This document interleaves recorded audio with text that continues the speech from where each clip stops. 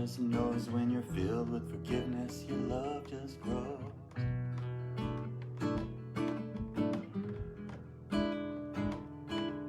Healing is a feeling when your heart just knows when you're filled with forgiveness, your love just grows.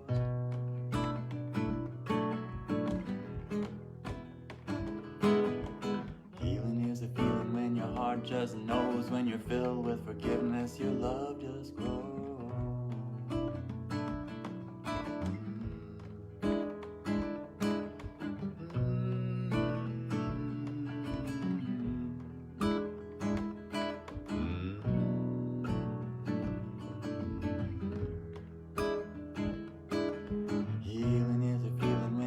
Just knows when you're filled with forgiveness, your love just grows.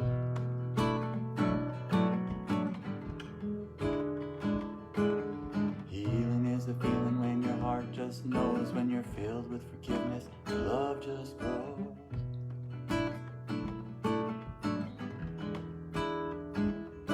Cause deep inside there's a magical place with a whole lot of grace.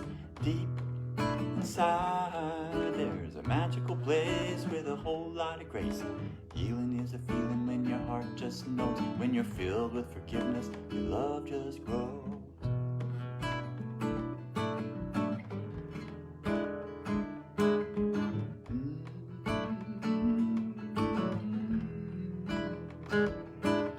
Healing is a feeling when your heart just knows when you're filled with forgiveness, your love just grows.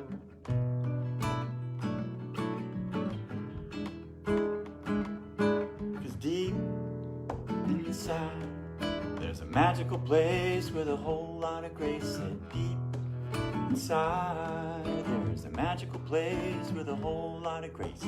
Healing is a feeling when your heart just knows when you're filled with forgiveness, your love just grows.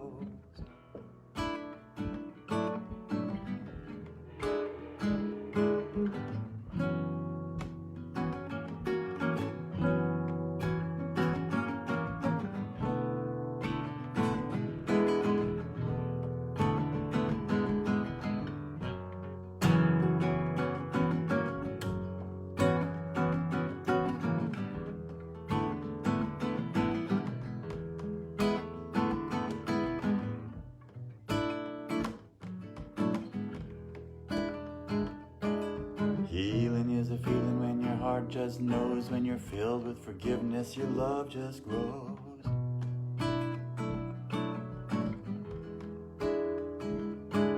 Healing is a feeling when your heart just knows and you're filled with forgiveness, your love just grows.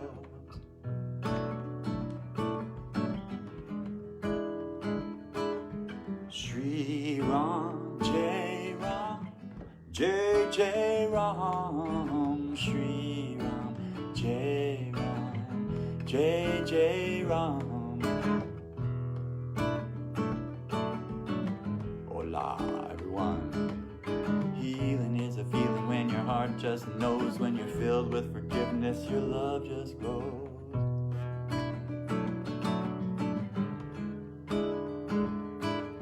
Shri Ram, Jai Ram, Jai Jai Ram, Shri Ram, Jai Ram, Jai Jai Ram.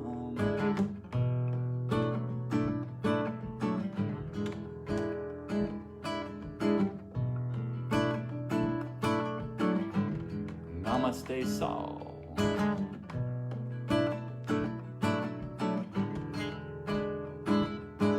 Healing is a feeling when your heart just knows when you're filled with forgiveness, your love just grows.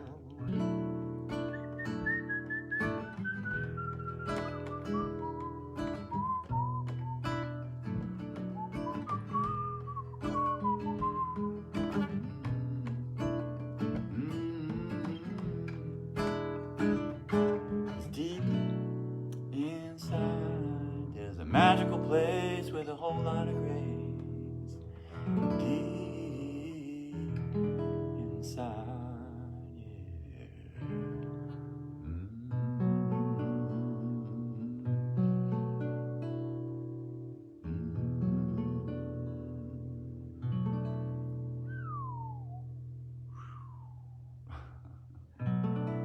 traveling those space waves. This is such a beautiful place to space. Space is the place. The alkaline liberation. Freeing yourself up from all of them dense particles that want to be so particular about it all. Catch you in all kinds of quicksand and mean, nasty situations. Takes Arlo Guthrie to sing your way out of. Welcome to Monday Meditation. Om Namah Shivaya, Om Namah Shivaya. So we're just letting that beautiful feeling just kind of wash through. The heart is the hub of all sacred places, says Bhagavan Nityananda. He's visiting us today. Body Baba, the supreme body. So just dropping into the deep zone. Today we're going to explore a little more about kinesiology, how to access body intelligence. I'll share with you little secrets I use. Essentially, body intelligence. It's been there since forever, but muscle testing began, I think it was 1964, when Dr. George Goodhart figured out that weak muscles could be tweaked by chiropractic adjustment, and went on to discover all sorts of amazing ways to sort of get information from the body. And he found that not only was this applicable to chiropractics, at least that was what he was at the time, but across the board, osteopathy, biomedicine, every kind of configuration in the body. Because essentially, what is kinesiology? It's accessing information digitally from the body. It doesn't have to be digital, but digital is usually the best way to start because it's yes, no, open, close, weak, strong, resistance, no resistance, right? And you can test it, you can test reality with your heart, essentially. We're all doing that anyway, right? We kind of know what's right, what's not right for the most part.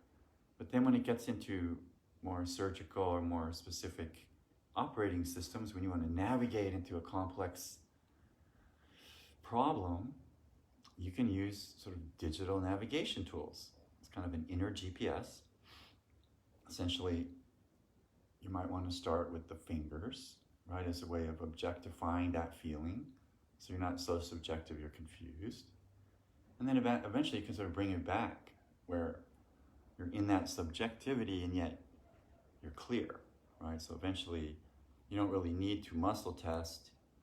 You just sort of know. And that's accomplished by, for me anyway, doing years of muscle testing. What happens is you start to get the information just before you do it.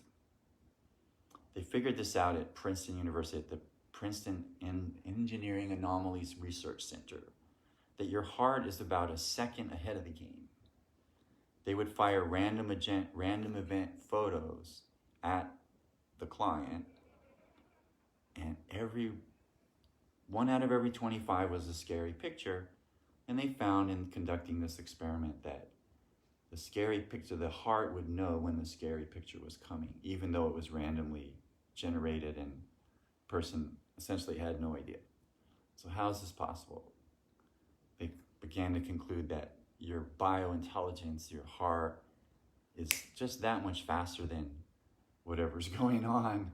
And so you're getting this information. Now, you might not recognize the format. You might not have a translation device. You might not know what to do with the information. So that's where this conversation can come in useful, because you can download this speed of light stuff right into your body, into your glands. It slows down about 200 miles an hour.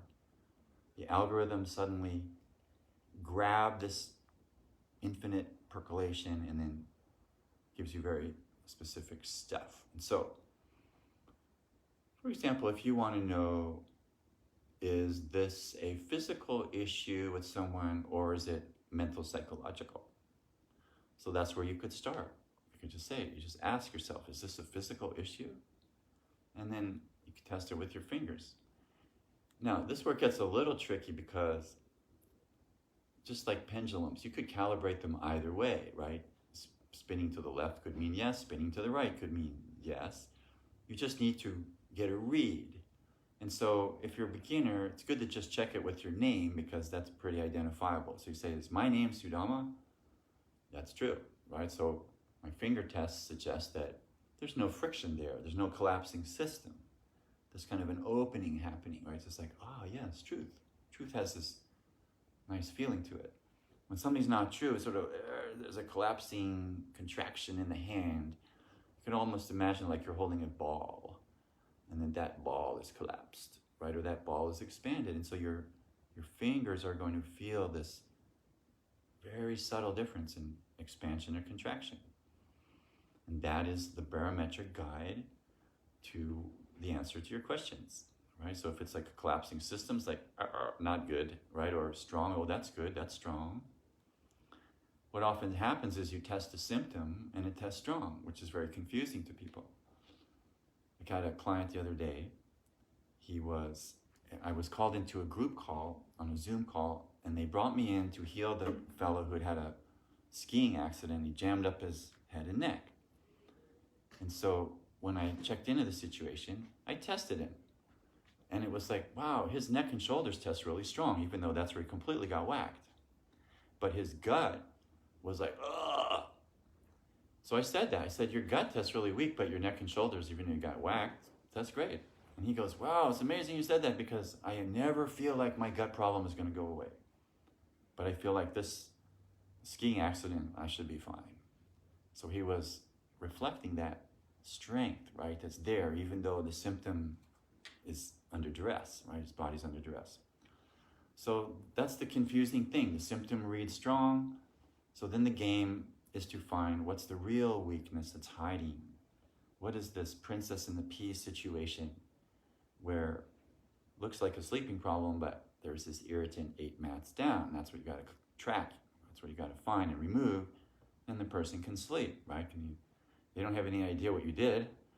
You know, that little irritant didn't mean much to them, but it could be in their situation that you find that when they were 4 years old, they fell out of a tree. And how do you track that? Sometimes you just get that information. You ask, or say, what was the trauma with this person? And you kind of see them falling out of a tree maybe. Or if you want to test it, you could say, what's the age? So you go 0. That test's okay. You got born okay. 1, 2, ooh, and then around 3 years old, there's this like contraction. So this is one way to detect the trauma, right? You can literally do it with your hand. Eventually, you just start to do it with your glands. I mean, you just start to feel what it is, right? You just know, and that's from testing over time. So let's try this. Anyone got a problem? I know y'all got problems. Anyone want to volunteer something? Make it easy. Maybe a physical thing, not like, Parkinson's or cancer right now. Something simpler. Maybe shoulder issue or pain in the body. It's easier to delete. So if there's someone who would like this application applied, you can just type it in and I can read it on the screen here. Jaw. Okay, left neck and jaw. Okay, let's go with that because everyone's got jaw and neck stuff sometimes, right? Because that's where we tend to hold our stuff. For the jaw, those of you who tune in regularly have heard me say this before, that when you need to say something you can't say because of political correctness, or maybe you're walking on eggshells around a person, is going to lock in. That negative charge is going to anchor into your jaw. In your case, Rebecca, if you're a flute player, you're working with your jaw all the time, right? That this is part of your work professional application. So then you could probably conclude that issues with playing the flute, and California is opening up again, thank goodness, but the last year has been difficult for musicians kind of makes us all kind of verklempt, right? Kind of like locking up because we can't express unless we do it digitally, and that's not always quite the same experience. So we test, where is this, that was sort of my mental kinesiology there, just analyzing it. Let's try it with just sort of the finger technology. So we test the jaw, and as usual, the jaw tests good, right? It's like the problem really isn't the jaw ultimately. And so what I get, the energy went down to your right hip and then down into your right leg. And as I remember, you have some kind of ankle issue. So ultimately you could argue this is structural, right? Because that's where the kinesiology went. Like my detection went to your hip, and then I tested the hip and it was weak, right? And then I tested the leg's weak. So there's something coming in from the mother line, the genetics of the mother line, that maybe you could make the case that in professional situation, there's tension, right? There's some kind of contraction. So let's just tell those folks back in the lineage, let it rip. Performance anxiety, let it be deleted. Aho. And so back issues, someone's suggesting upper left. Okay. Back pain is often, well, it's the easy translation is support. And then that can go depending on where in the back. If it's upper back, that tends to be who am I stuff. Self-support of my profession. Where am I going? What am I gonna do the next 20 years? So for younger folks, that tends to be a big issue. People with financial issues tend to get it in the lower back. And then if you're finding having mid-back issues, I'll tell you a little story about that. That tends to be a guilt scenario. So why guilt? Okay, a little lung zap for Heather there. Zumba. Okay, just deleting all those COVID little buggers. Zap. Okay. So I was sitting next to a basketball coach on a flight from Detroit to Washington, D.C. one time. I connected from Los Angeles going to D.C. And we didn't talk for a while. And then when we finally started talking, he was this famous basketball coach for this team in the Colonial League, George Mason University. And he was all excited because his team had just gotten into the playoffs, right into the NCAAs. But his best player had punched someone in the you-know-what in the previous game, he had to disqualify this player. And so here he is in the first game of this big opportunity for this nobody team, somehow miraculously getting into this league. He sabotaged his best player, right? Fired him for the game. Felt really guilty about that. And I didn't know that when he first mentioned that he had a back pain in his mid-back, because I told him I was a healer, and he didn't know what he believed about that stuff, but thought he'd test me out. Like, what's the deal with my back pain here? So I said, no, mid-back, that's usually guilt. And he laughed and he says, well, I'm Catholic. And I said, well, no, it's not really that. It's something to do with your job. This is before he really told me about the basketball team. And so then he started to describe the situation, how guilty he felt firing his player. And so I did my little thing. I said, how's your back now? He's like, oh my God, it's totally gone. So then he starts writing 10 pages. The rest of the flight, he's just getting completely inspired. He made this body-mind connection and was just off and running. So I get to Washington. I tell my brother, wow, I ran into this guy who's the head of the basketball coach, George Mason. He says, oh, Jim Larnock, he's a really famous guy. And we talked about that. Well, then this team, believe it or not, here's the funny part. This was the kinesiology of a different level. Just before we left, I said to him, he said, maybe I'll have you call this player, right? Because he's got an anger issue, and I gave him my card, and maybe you can calm him down. And then I said, when you get to the Final Four, it's just what came out of my mouth, call me. You may need me. I seriously said this. So then I don't see him again. And I'm watching television the next few months, and this team goes on. They beat Michigan. They beat North Carolina. They beat everybody. It's like nobody can believe this Cinderella team out of nowhere. This is 2006. You can look it up. And they get to the Final Four. He doesn't call. Silly man.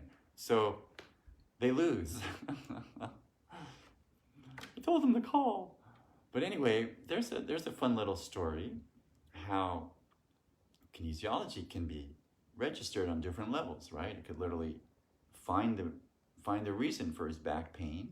Matter of fact, he was telling me the reason for his back pain. All I had to do was make the connection with guilt, and then it just sort of spewed out of him. So, fun example of how our issues are not always what we think, and they can be transacted and released by finding the invisible coordinate. So let's just breathe. Let's do a little more with the neck pain someone had suggested they need help with. And so, I don't know, since I've been doing this for so long, I don't even hardly use kinesiology. I just like, but to teach this stuff, well, let's just do this. Okay, so neck pain.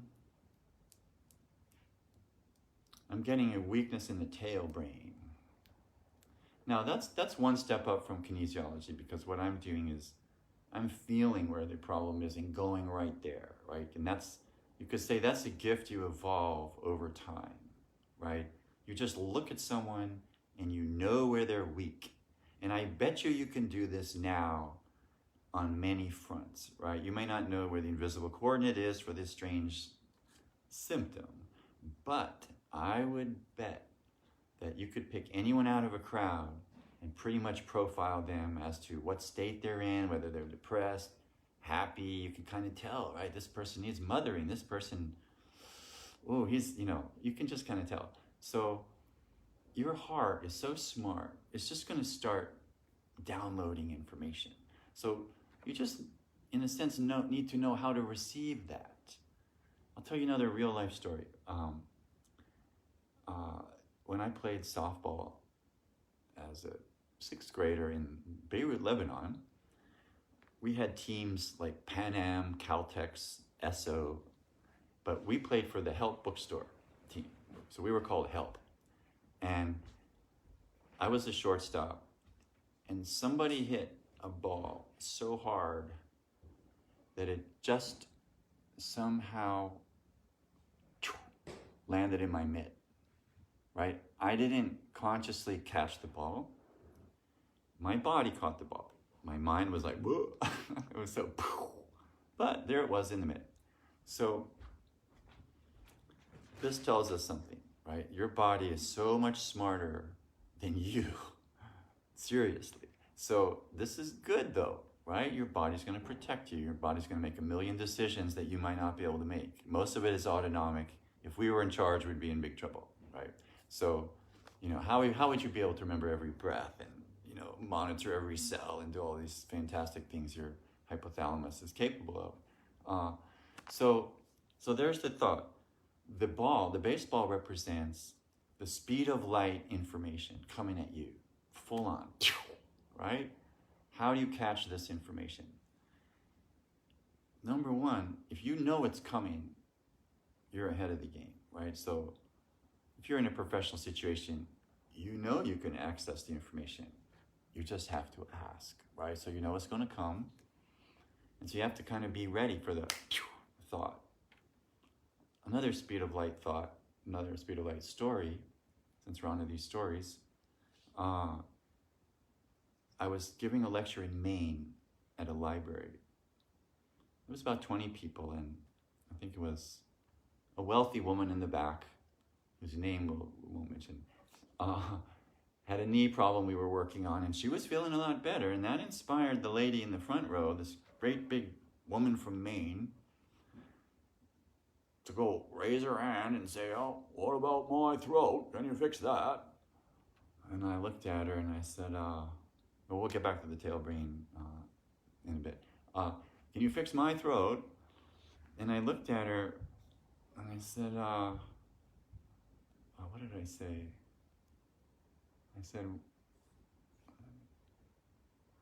she says, am I not expressing myself properly?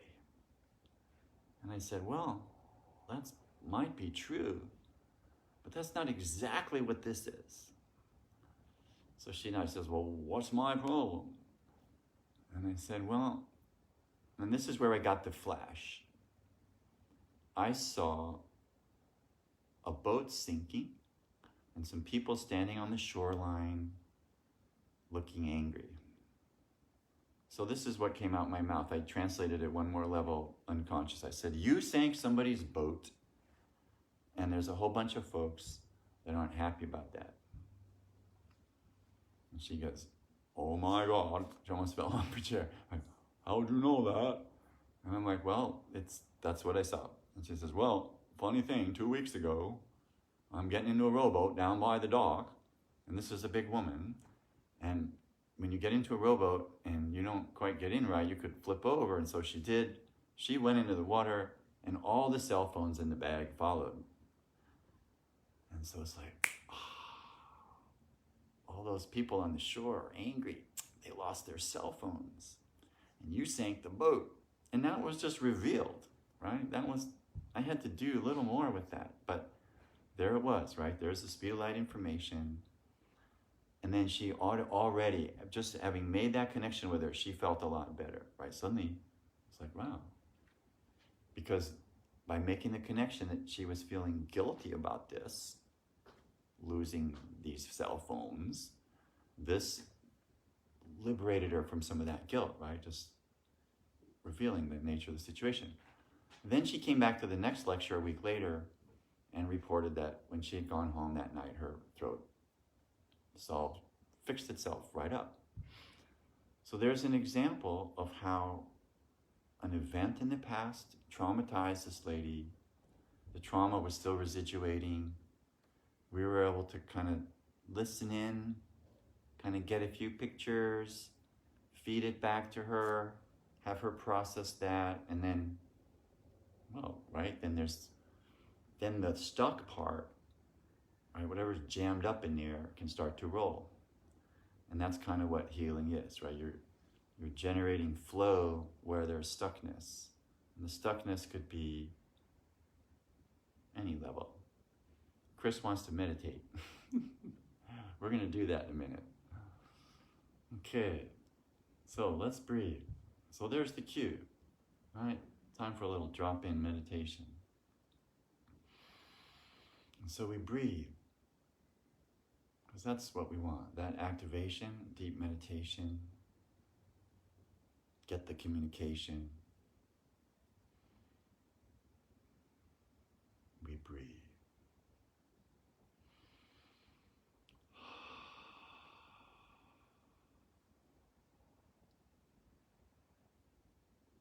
Relaxing brain. Relaxing eyeballs and jaw.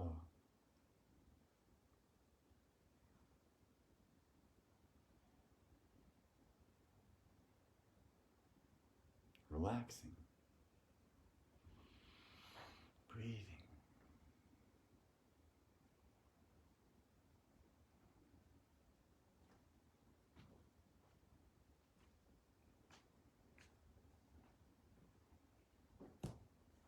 Let the stillness clear the illness.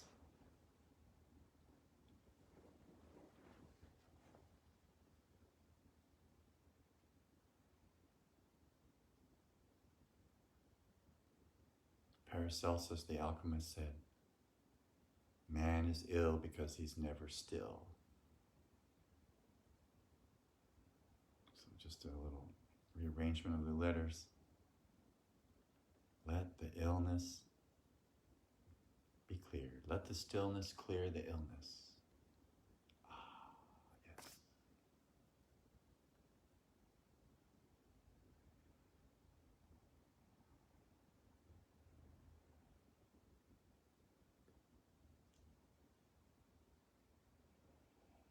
Relaxing brain.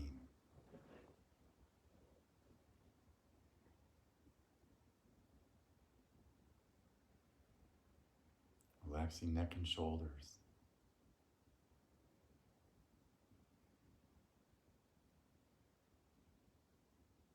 getting a little taller.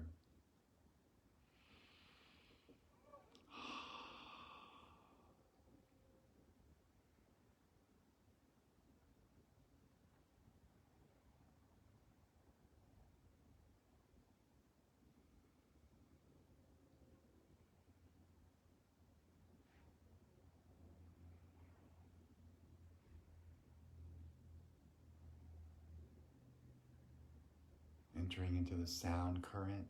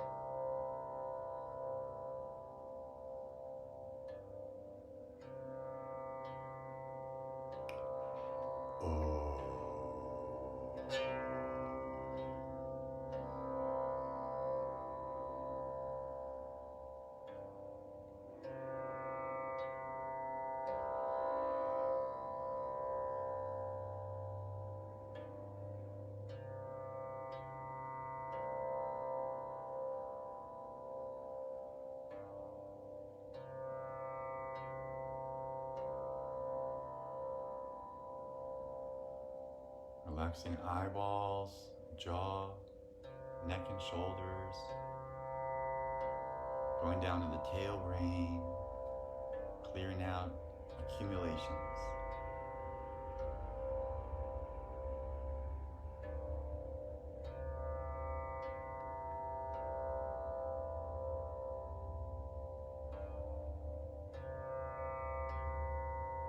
Releasing the past.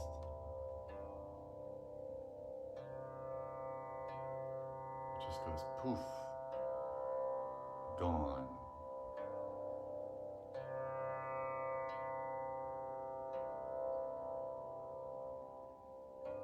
Calibrating in this moment. It's where the power is. There's no fear in this moment. When you bring your attention to this moment, there's no future, there's no past. There's just this really good feeling.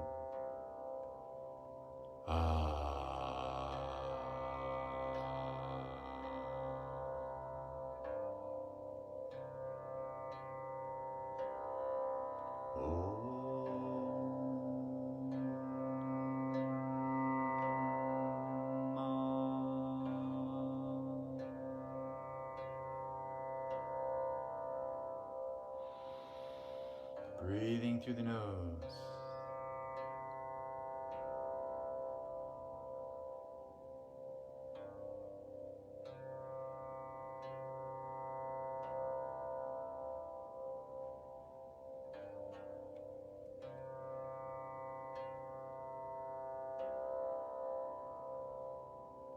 Providing a brilliant counterweight to the world anxiety.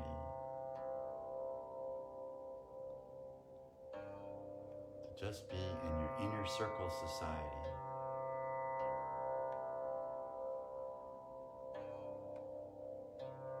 Meditative sobriety.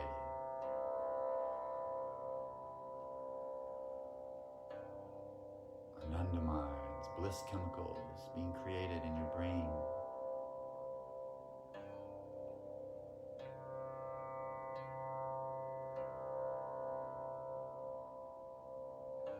Going up to the middle of the brain,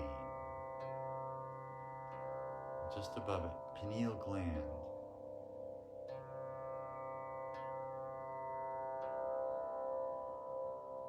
we sit quietly, activates this divine manufacturing plant.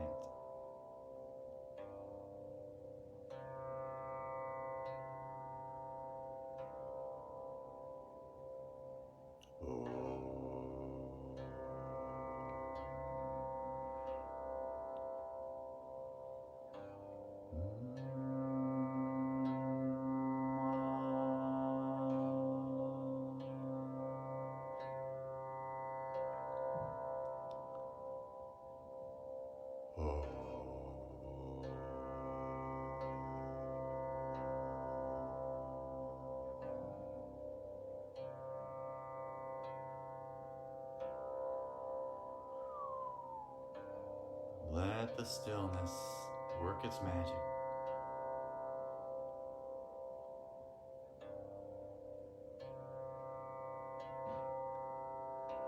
Being nobody, doing nothing, going nowhere, ain't it great?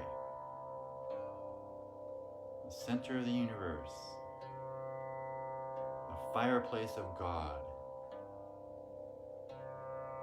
the sublime center, the hub of all sacred places.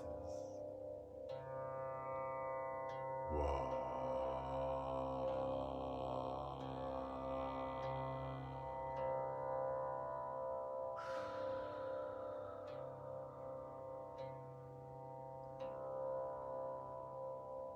Just dropping underneath the waves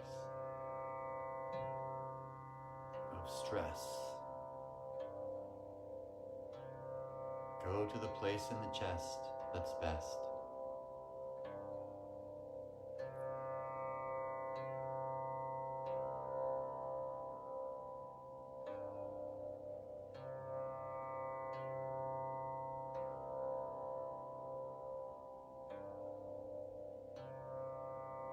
If you're restless, notice in your body, where are you agitated? Where are you feeling tight?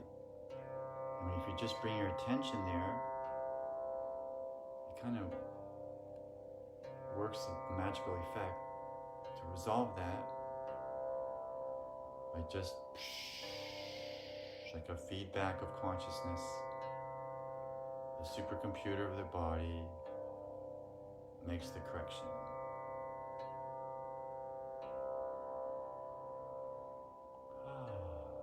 Dropping deeper.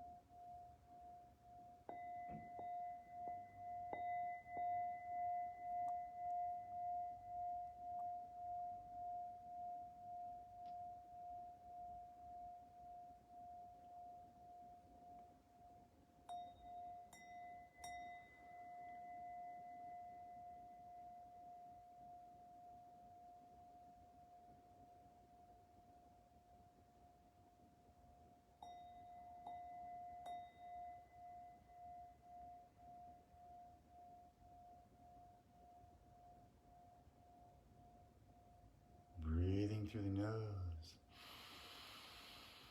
Beautiful oxygenation, prana shakti.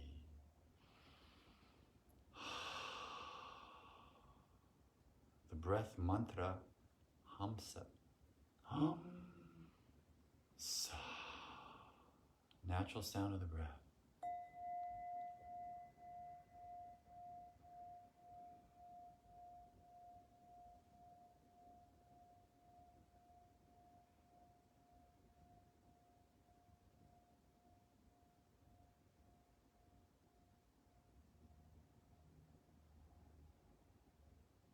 You don't need to do the mantra, it does itself.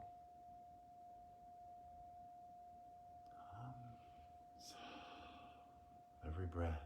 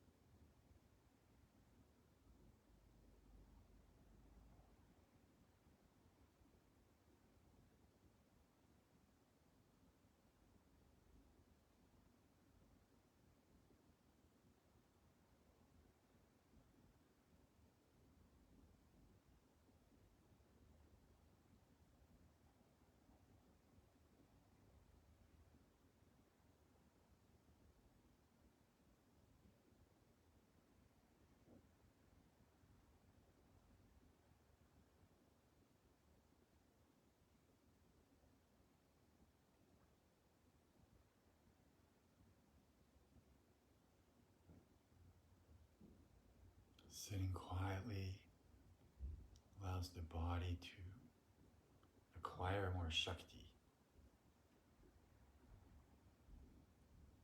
It seals the leaks.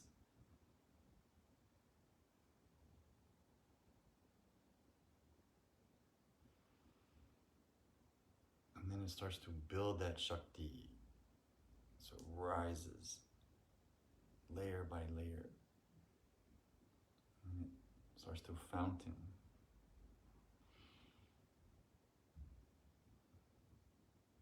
And that relaxes the brain, it relaxes the thinking processes. It takes you to deeper thoughts.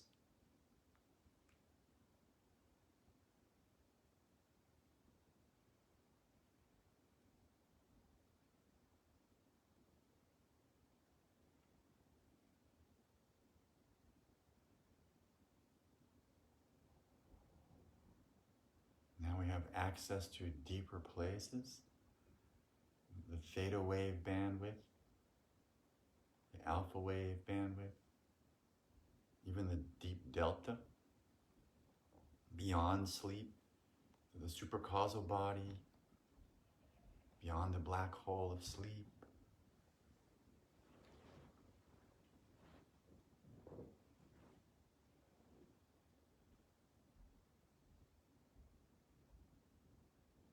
For me, there's no wasted meditation. Anytime you sit quietly, you're going to benefit from it, even though maybe you didn't even enjoy it because you're agitated, but it's going to benefit you. And then you kind of know from the absorption right? The residual of meditation is you feel like, woo, you've just been absorbed so deeply. It's a little different than sleep, right? It's a tandra state. It's a deep, deep absorption. Let's just do that again. Just drop into super deep absorption. See what that feels like. It's like a gravity that pulls you in. It's like you get the go-ahead. Brain is like, and all of a sudden, there's a switch that's thrown in. It's like on Ellen, where they drop into the pond, into the water basin, right? Suddenly, they fall out of this other state into the bliss. Don't even know when it's going to happen. There you are in third gear. Suddenly, into the depths. Here we go.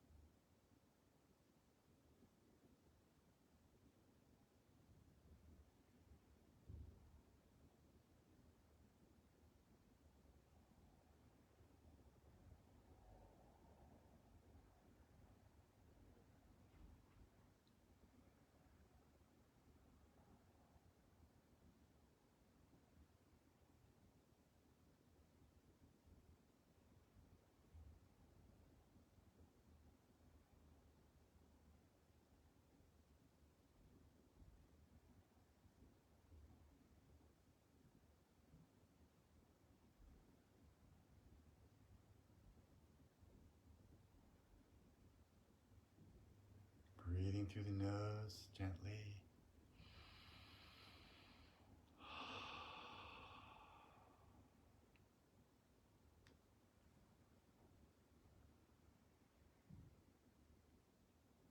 Since we've gone nice and deep, let's go even deeper and use the breath to remove all the tensions in the trunk. Notice where you might still be tense, and then we're going to use the breath to iron that out. And here's the breath that I like best, which is, it's like you first just get ready by breathing in through the nose, exhaling through the mouth. I would do that again just to kind of be on point. And then we're going to suck in a lot of air, 2 breaths. Here we go. And hold a few seconds, and then like a balloon that you're pinching, just release it.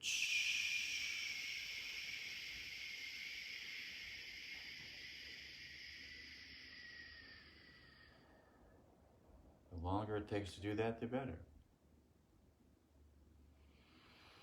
Inhaling, exhaling. The breath and the mind are so inclined together. I'm going to link them up. Beautiful breath, beautiful mind. Our heart will be kind. Let's just breathe. Another one of these deep breaths. And hold. And slow release.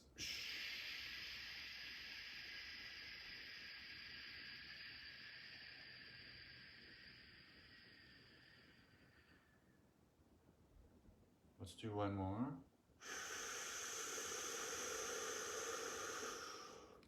Hold. And release.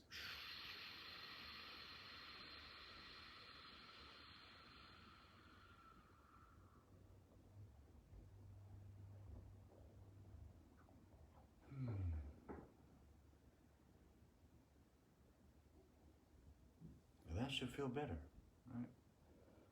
Let's notice. We feel a little high from that, a little lightheaded, and then just come back to ground. Beautiful ground. Earth Mother loving you, tugging on you, anchoring you, giving you that posture.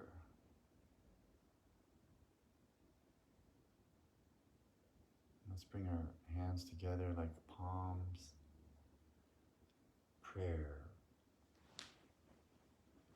And we can calming palm the eyes.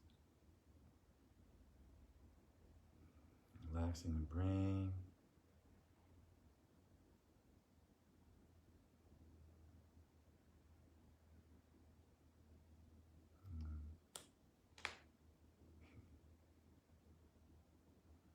Sensitizes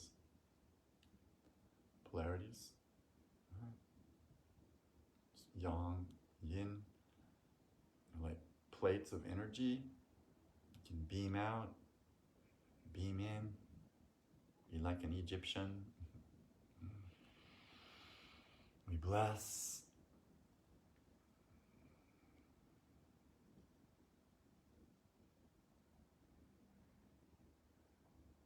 And then with that Reiki you feel in your hands, you can just self-apply, right? Just bless your own heart.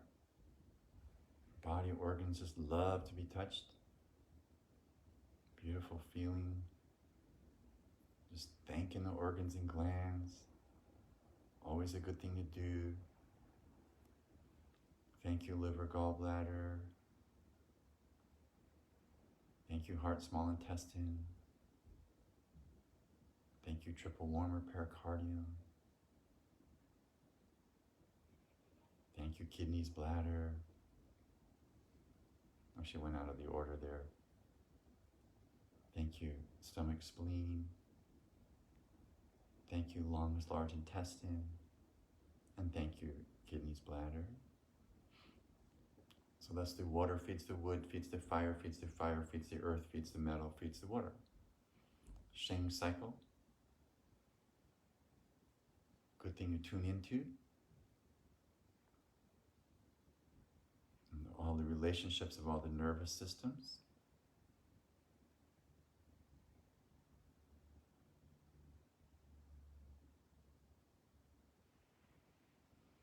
And tune in with the planets. Matter of fact, Dan and I were walking on the beach the other day and came across Jupiter. There was Jupiter, followed by Saturn. And of course, Pluto got into the act. So we had to tune into Mars as well. So you never know when you take a little beach walk. You know, a little communion with the planets. So just tuning into this Jupiter energy in the body. The supreme queen, the king, your inner authority, your inner president. You as the president of the United States of Love. All the states coming together. Just feeling that.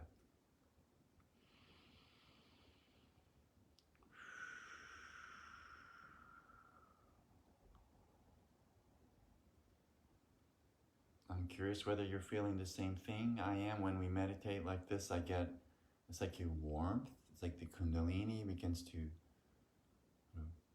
smile at us and gives us that beautiful endorphin feeling. making beautiful neuropeptides, chemistry, anandamides, literally mind over matter, in the sense that the mind-body connection will create a chemical situation of your choice.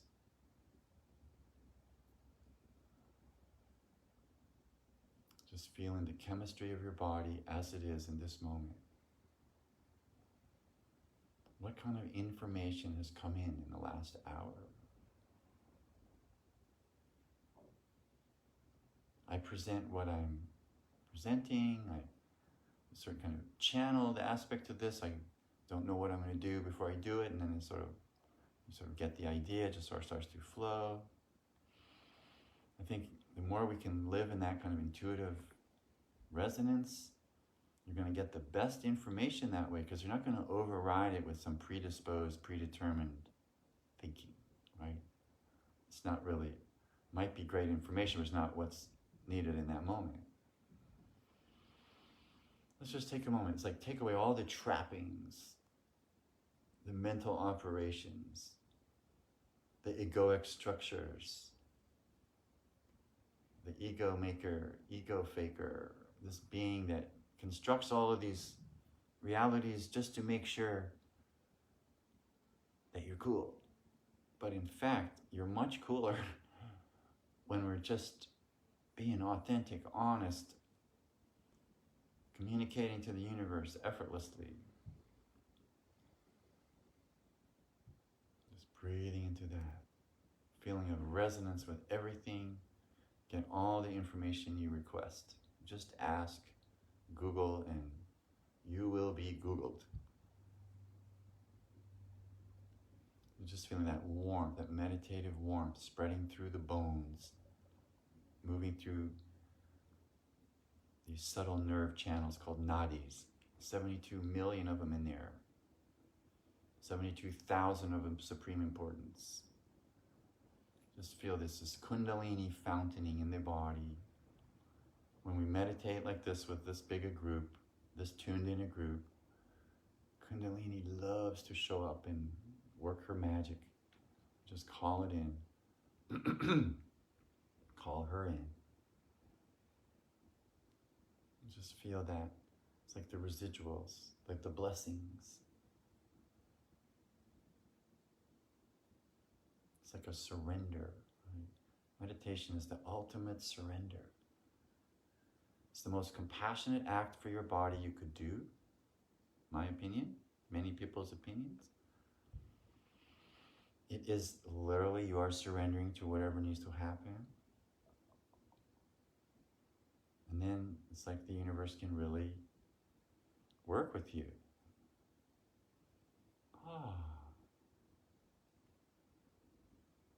One thing that really messes us up is tripping on the past,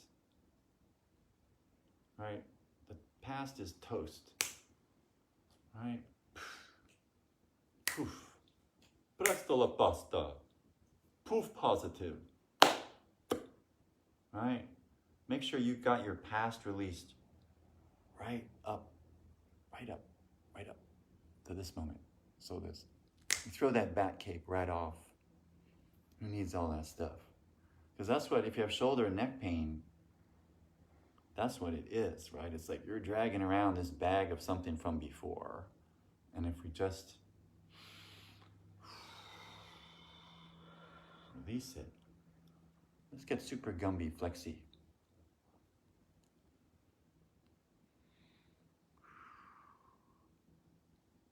Like your hands, most people don't do this naturally maybe, but there is this beautiful fish-like quality, right? You can do this. Yes, I'm double jointed, but you can do this, right? And what does that do? It makes you more like an octopus. And that dude is one of the smartest creatures ever lived, right? So there's jellyfish that live forever, right? They regenerate. And this is kind of their state, right? They're not grabbing onto stuff. That's mine. They're like, ooh. Of course, if they arrive at a tasty fish, the hama hama nuka nuka appa a'a. But short of that, the octopus is super flexible, as we are. Let us end with a little sitar.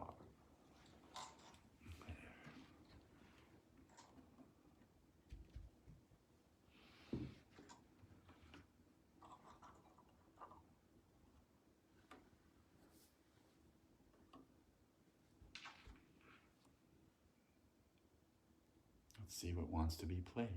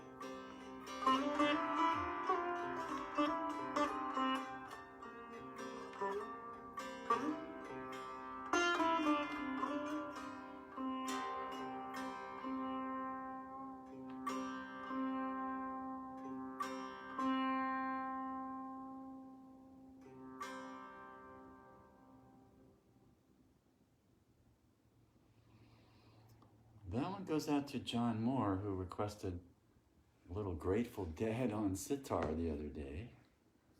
And I see that Shelley is grateful. That is a few licks off of China Cat Sunflower, one of my faves. Namaste, everyone. See you on Thursday. Keep meditating with the homies. China Cat, that's right. That's where it's at. Namaste, namaste. Beautiful day.